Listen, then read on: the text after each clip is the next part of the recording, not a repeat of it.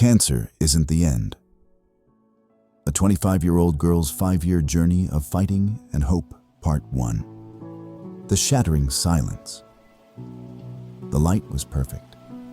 A sublime honey-gold wash that spilled across the Charles River, setting the Boston skyline ablaze. This was the golden hour, Izzy's favorite time of day, a fleeting moment of magic when the world held its breath and posed for her. At 25, Isabella Rossi felt like she was made of this light, energetic, ambitious, and in absolute control. Her camera was an extension of her eye, and today it devoured the scene, the amber gleam on the Hancock Tower, of the long shadows of rowers cutting through the water, the fiery maples lining the esplanade. She was in her element, a creator capturing beauty, confident in the tangible, the visible, the real. Her phone buzzed in her pocket, pulling her from her trance. Pronto, Ma. Isabella, are you eating? It's getting cold. You need a proper coat? Maria Rossi's voice, warm and worried, crackled through the phone from 3 states away. I'm fine, Ma. I'm working? Izzy said, a smile in her voice, as she knelt to frame a low-angle shot. And I'm wearing a jacket. The thin one that is not a jacket. Are you going to Mass this Sunday? Father Giovanni at home asks about you. Izzy sighed a familiar dance. Ma, we've talked about this. My Sundays are for editing. Besides, I have my own church. She patted her camera back. The Church of the Holy Aperture. Don't be fresh, Isabella. A little prayer wouldn't hurt. I'll be fine, I promise. Love you, Ma. She ended the call before the lecture could truly begin. Packing up her gear, a wave of profound fatigue washed over her, so sudden and heavy it nearly buckled her knees. She clutched her side, a sharp, insistent pain flaring beneath her ribs. It had been her unwanted companion for weeks, a dull ache she dismissed as the price of long hours and carrying heavy equipment. Stress, she told herself. Just stress. But as she stood, the golden light that had felt so alive moments before now seemed thin and cold. A seed of genuine worry, small and dark, had been planted. She forced it down, zipped her bag, and walked away, determined to ignore it. Days later, ignoring it was no longer an option. The pain was a constant, undeniable throb, and the fatigue had settled deep in her bones. The vibrant world of the Esplanade had been replaced by the sterile, impersonal white of an examination room at Massachusetts General Hospital. The air smelled of antiseptic and anxiety. The low hum of the fluorescent lights was a monotonous drone, a sound that seemed to drain the color from the room. Izzy sat on the edge of the examination table, the paper crinkling beneath her, her hands cold and clammy. Dr. Ben Carter entered, his face kind, but his eyes direct. At 30-something, he radiated a calm competence that was both reassuring and terrifying. He didn't waste time with pleasantries.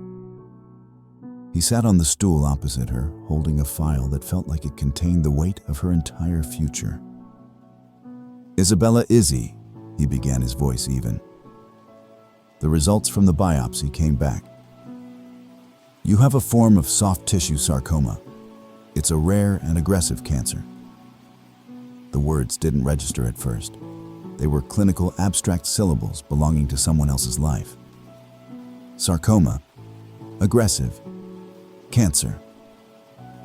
Dr. Carter's voice became a muffled, distant sound, like a radio playing in another room. The white walls seemed to pulse, closing in on her. He was talking about statistics, about a treatment plan, chemotherapy, radiation surgery. He was talking about a prognosis that was difficult. His language was precise, but his gaze never left hers, and in his eyes, she saw a deep, human empathy that made it all terrifyingly real. No, she whispered the word, catching in her throat. Her control, the bedrock of her identity, crumbled into dust. That's not right. This doesn't happen to me.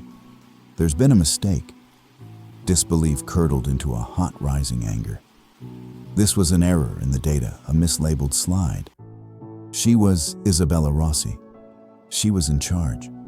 Sickness was for other people. But the look in Dr. Carter's eyes told her there was no mistake. In the cold, white room, under the humming lights, Izzy's world had collapsed into a shattering, silent freefall. Her small, chic apartment in the North End, once her sanctuary, now felt suffocating. Maria had arrived within hours of the phone call, a whirlwind of frantic love and simmering fear. She'd filled the space with the smell of simmering tomato sauce and the palpable weight of her faith. She moved through the apartment, trying to fix things, plumping pillows, scrubbing counters, and most of all, praying. The conflict always simmering beneath the surface of their relationship erupted. Maria, her face etched with a pain that mirrored Izzy's own, insisted this was a test from God. Faith, she declared, would be the cure. You have to believe, Isabella, God will not abandon you. Believe in what Izzy shot back, her voice raw with a terror that came out as pure rage. That he decided to give me cancer. For what a lesson. I don't need prayers, Mom. I need a cure. I need medicine that works. The argument left them both wounded and weeping in separate rooms. Later, as a fragile truce settled over the apartment, Maria sat beside Izzy on the sofa. She pulled something from her purse. It was a rosary, its silver chain worn and antique, the crucifix heavy and smooth. The beads were a dark, rich wood polished by the touch of generations. This was your great-grandmother's, Maria said softly. Nonna Elena. She held this when she crossed the ocean from Italy with nothing. She held it through the Depression when they had no food. She held this through every hardship. It's not just a rosary, Izzy. It's a symbol of our strength. She offered it to her daughter. Izzy stared at it, this totem of a faith she could not comprehend. To her, it was a symbol of delusion, a surrender to superstition when she needed to fight with science. In a final surge of frustration, she shook her head. I don't want it. Maria's face fell, but she didn't argue. She placed the rosary on the coffee table between them. It lay there dark and silent, a physical manifestation of the chasm that had opened in their lives. An imposing, unavoidable presence in a home that no longer felt like home at all. Part 2. The longest night. The chemotherapy infusion suite was a landscape of quiet dread. The rhythmic electronic beeping of the IV pumps set a mechanical pulse for the room. The air carried a sickly, sweet chemical odor that clung to the back of the throat. Izzy sat in a recliner, watching a clear, toxic fluid drip steadily from a plastic bag down a tube and into the vein in her arm. This was her new reality. The first round of chemo was a brutal assault. The nausea was immediate, a roiling sickness that left her weak and trembling. The exhaustion was a leaden blanket she couldn't throw off. Within 2 weeks, her hair began to fall out in clumps, a tangible sign of the poison working its way through her. Through it all, Dr. Ben Carter was a constant. He wasn't just a bearer of bad news or a prescriber of poison. He was a steady, reassuring presence. He would stop by during her infusions, explaining every step, discussing side effects, and answering her questions with a patience that never wavered. He treated her like a collaborator in her own survival, not just a collection of symptoms. A fragile bond of trust and mutual respect began to form between the pragmatic patient and the data-driven doctor. Izzy fought to hold on to the woman she had been. She brought her laptop to the suite, trying to edit photos from her last assignment, but the colors seemed dull, the compositions lifeless. The nausea made it impossible to concentrate. At home, her camera, once her most prized possession, sat on a shelf, untouched. It was a painful relic of a life that felt a million miles away. Her body had betrayed her, and in doing so, it felt like it was strangling her creative spirit. On a dark, rainy afternoon, several weeks later, Izzy felt utterly adrift. The city outside her window was a blur of gray. The apartment was an echo chamber of her own fear. Feeling a desperate need to escape, she pulled on a coat and walked aimlessly through the slick streets of the North End. She found herself standing before St. Jude's Parish, the old stone church she'd passed 1,000 times without a second thought. On an impulse, she couldn't name or explain a pull from a place beyond reason. She pushed open the heavy wooden door and went inside. The air was cool and smelled of old wood beeswax and the faint, lingering scent of incense. Light, muted and colorful, filtered through towering stained glass windows, painting jewels on the stone floor. The vast space was silent and empty, save for one man sitting in a front pew quietly reading a book. He looked up as she entered. This was Father Michael O'Connell. In his 60s, his face was a map of gentle lines, his eyes holding a wisdom that seemed tinged with weariness. He didn't rise to greet her with pious platitudes or a welcoming sermon. He simply watched her for a moment before asking, his voice soft, "Are you okay?" The simple, direct question broke something open in her. She hadn't been okay for months, and no one had asked her so plainly. Expecting a lecture on faith, she was disarmed by his humanity. The anger and despair she kept bottled inside came pouring out. "Okay." "No, I'm not okay," she said, her voice trembling with rage. "I have cancer. I'm 25 years old and I'm dying." Where is God in all of this? Is he watching this happen? Does he even care?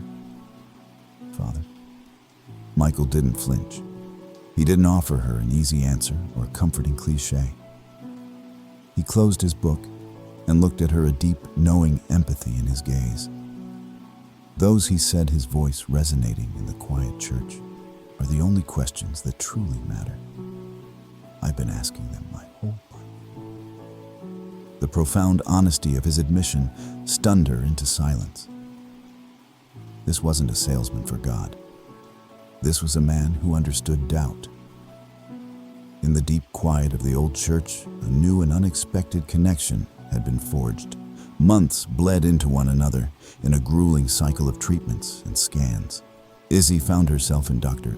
Carter's office, once again the same sterile room, but now the hope that had flickered within her was nearly extinguished. Ben's face was grim. He couldn't hide the strain. The chemo and radiation, the twin pillars of their strategy, had failed. "The tumor has only shrunk marginally, Izzy," he said, the clinical words heavy with personal defeat. "The treatment isn't having the effect we need it to have. The prognosis is worse." This was it. The floor fell away completely. Hope was a childish fantasy, a cruel joke. The data, the science, the one thing she had clung to, had delivered its verdict. She went home in a daze, the city lights smearing past the taxi window. In her apartment, the silence screamed. Her eyes fell on a framed photograph on the wall, a picture of herself taken just a year ago. In it, she was laughing, vibrant and healthy, her face tilted toward the sun. It was a ghost, a stranger. In a paroxysm of grief and rage, she ripped it from the wall and threw it to the floor. The glass shattered, exploding into 1,000 pieces. She stared down at the fractured image of her former self, her own life, her future lying shattered on the floor.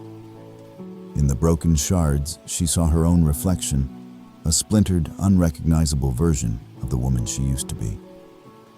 Later that night, she was still on the floor, the storm of her grief having subsided into a desolate, empty calm.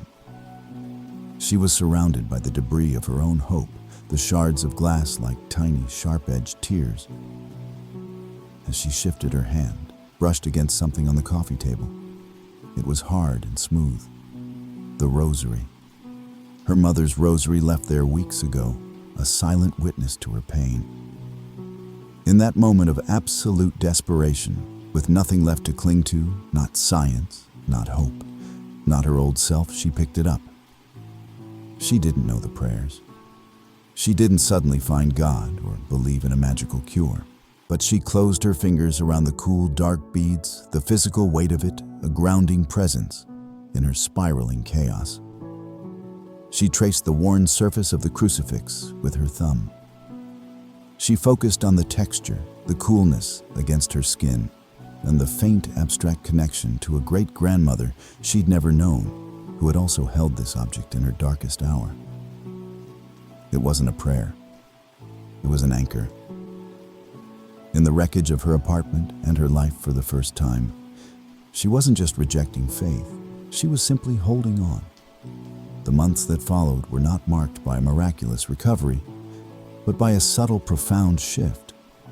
Izzy started visiting St. Jude's, not for Mass, but to sit in the quiet pews and talk with Father Michael. He never pushed her toward answers, only helped her live with the questions. Meaning isn't something you find after the suffering is over, he told her one afternoon. Sometimes it's something you have to build in the middle of it. His words struck a chord.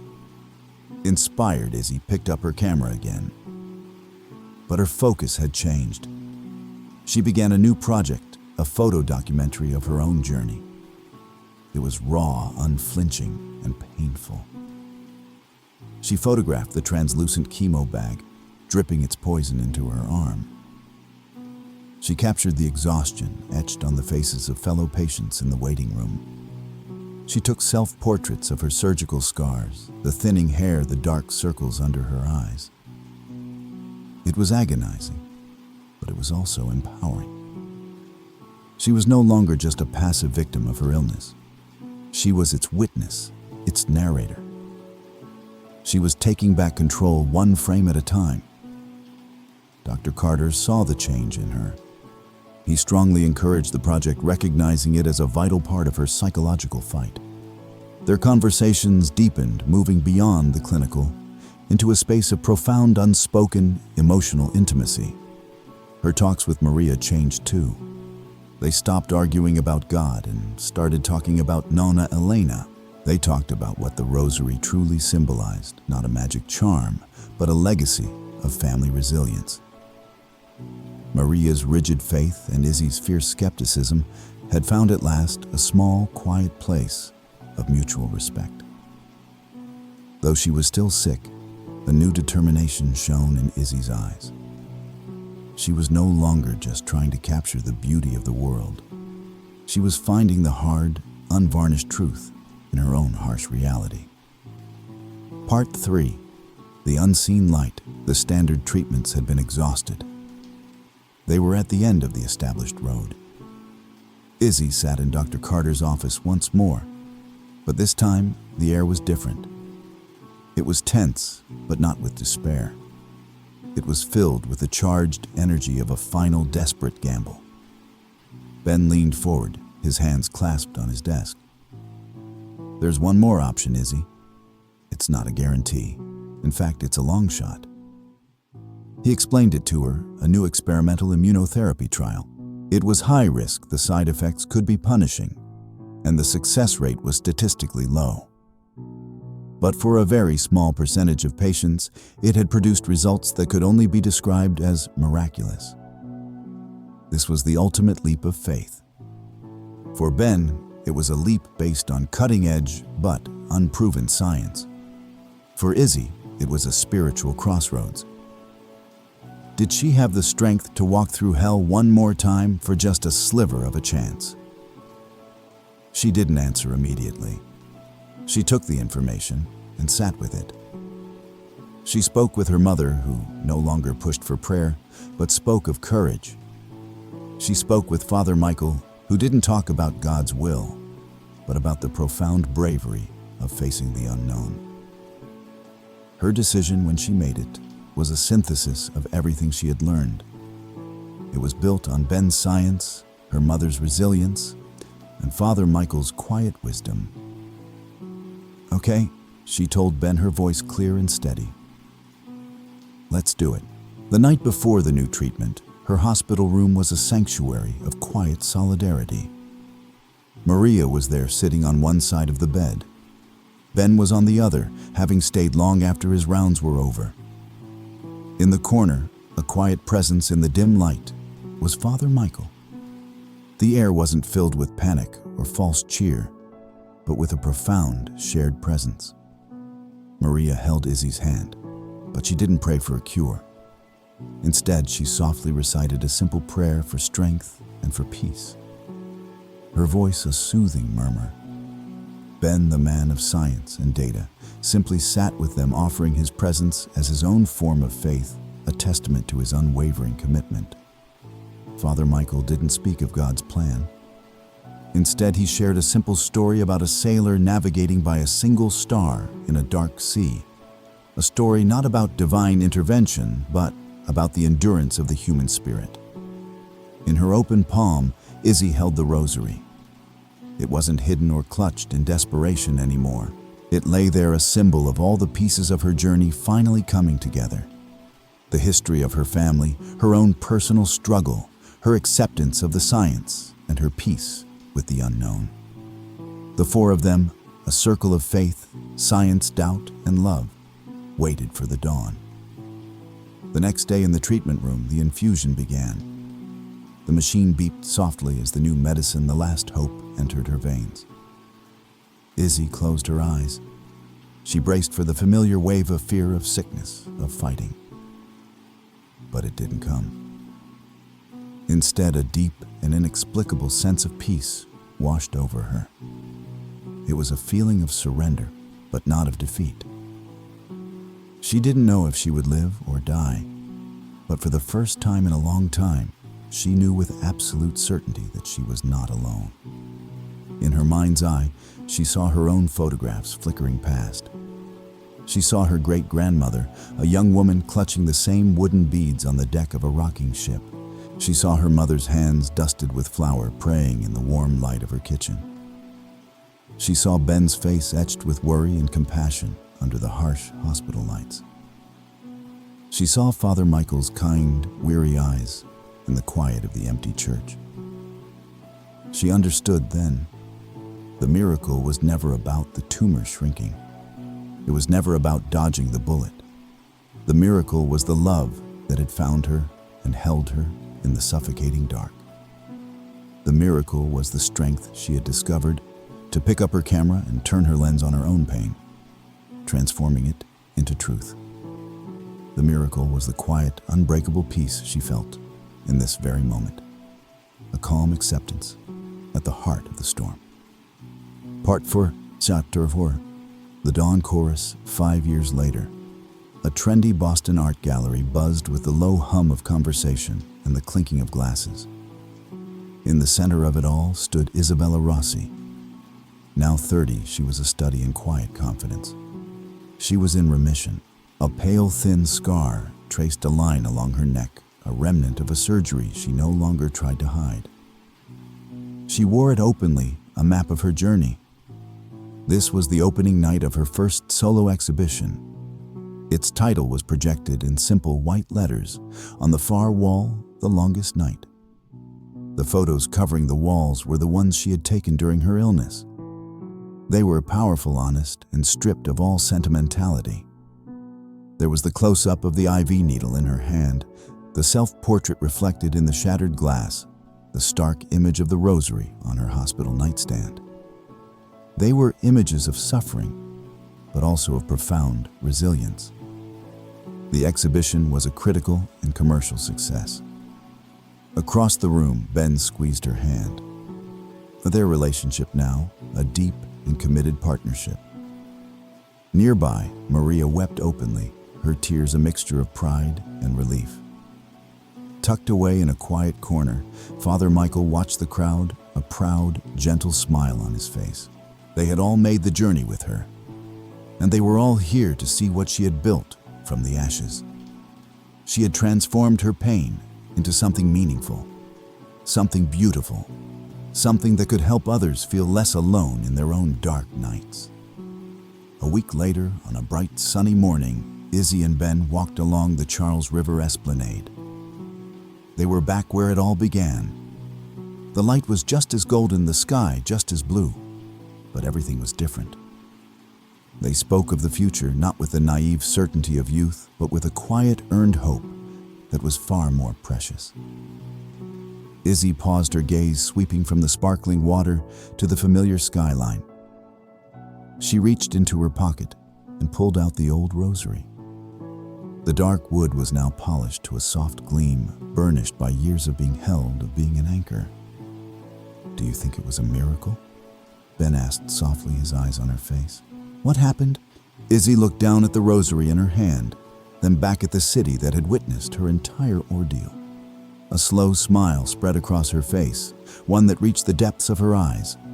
"A miracle isn't a magic trick that makes the pain disappear," she said, her voice full of a hard-won clarity. "It's the reason you find to keep going when the pain is all you have. It's learning to see the light not just at the golden hour, but in the middle of the longest night." She met his gaze, her smile unwavering. "That's the only miracle that matters."